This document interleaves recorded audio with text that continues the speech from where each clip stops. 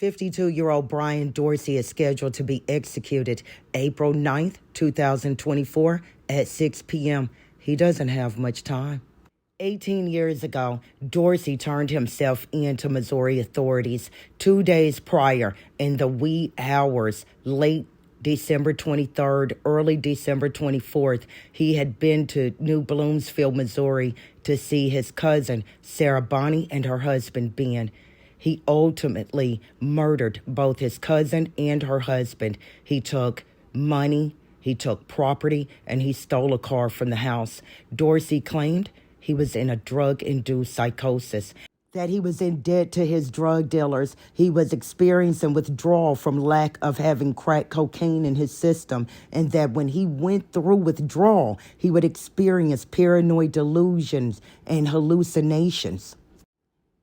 My guess is Dorsey didn't steal property, cash, money, or a car to pay off his drug dealers. My guess is Dorsey wanted to buy more crack cocaine.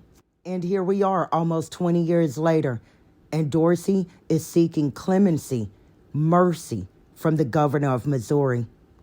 I'll agree with Dorsey's appellate attorneys. His trial attorney was ineffective. To have a client confess to a double homicide and negotiate no benefit for your client whatsoever, including the death penalty being taken off the table, to me, is ineffective assistance. But the Missouri Appellate Court rejected that argument, and Dorsey is barred from introducing that argument again. There's more.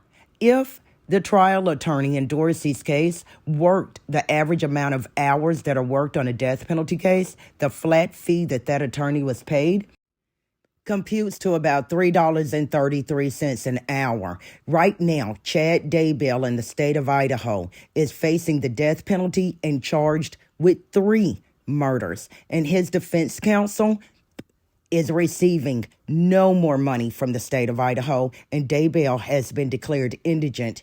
Do you think that can affect the defense counsel's performance?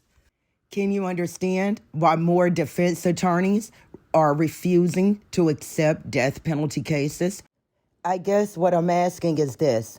If you believe that people like Chad Daybell in Idaho or Brian Dorsey in the state of Missouri, if you believe that they are murderers, does it matter to you if their counsel was effective or not?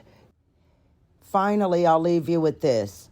The governor of Missouri to date has not ever granted clemency. Most likely, Brian Dorsey will die by lethal injection April 9th, no later than 6 p.m. And one thing is for sure, he will die a more civilized death than his victims. Brian Dorsey's murder weapon was a shotgun.